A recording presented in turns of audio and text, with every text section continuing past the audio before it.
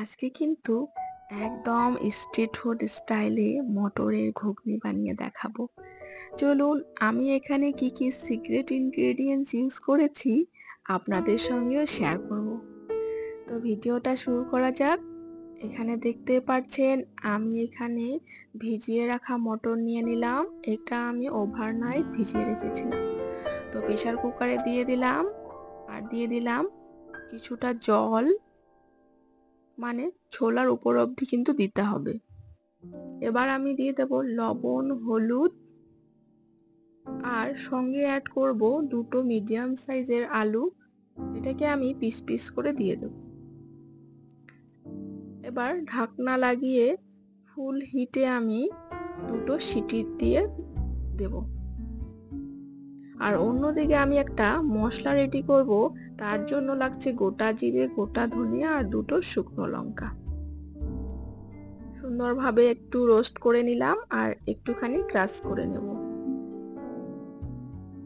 মানে আদা ভাঙার মতো করে নেব। আর অন্যদিকে হচ্ছে আমি একটা কড়াই বসিয়ে দিলাম আর এখানে আমি অ্যাড করলাম সর্ষের তেল।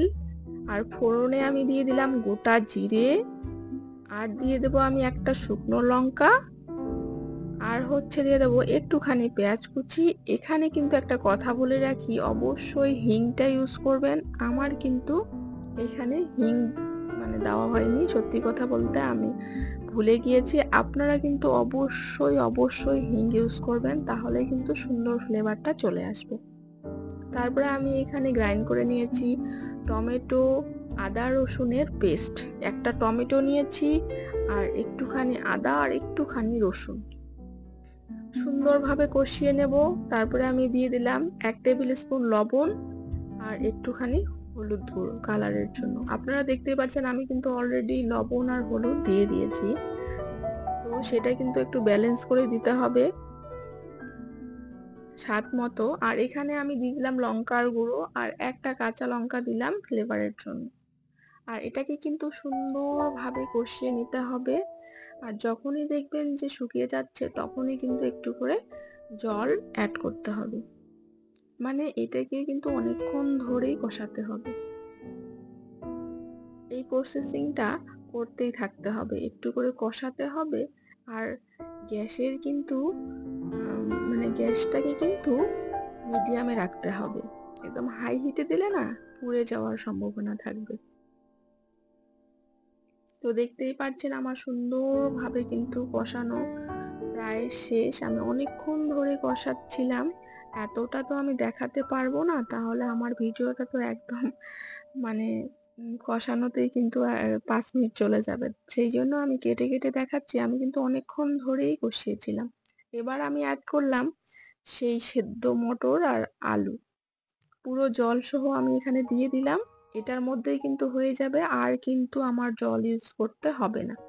দেখুন সুন্দরভাবে আলুগুলোকে আমি একটু করে ভেঙে দিচ্ছি, তাহলে কি হবে মশলাগুলো কিন্তু ঢুকে যাবে আর খেতেও কিন্তু দারুণ মজা লাগবে। আর এই তো দিয়ে দিলাম সেই ক্রাশ করে রাখা মশলাটা, দুর্দান্ত একটা ফ্লেভার আসছে। আর একটা কথা বলে রাখি, যদি আপনাদের ভালো লেগে থাকে আমার রেসিপিগুলো, তাহলে কিন্তু অবশ্যই একটা লাইক আর একটা কমেন্ট করে।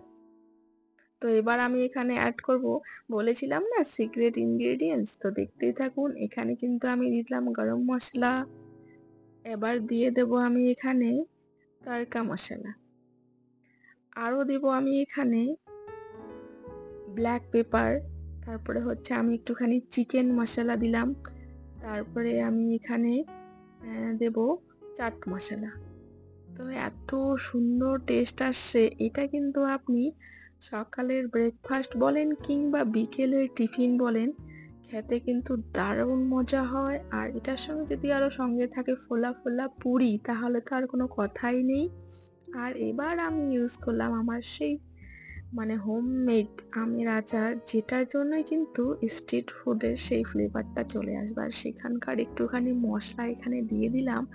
উফ কি আর বলবো, এত সুন্দর একটা সেন্ট আসছে আর এত মানে সুন্দর ফ্লেভার বের হচ্ছে, মানে আশেপাশের লোক যারা যাইবে ভাববে যে একদম স্ট্রিট ফুডের মতোই কিন্তু মনে হবে তাদের কাছে। সত্যি সুন্দর একটা ফ্লেভার আসছে।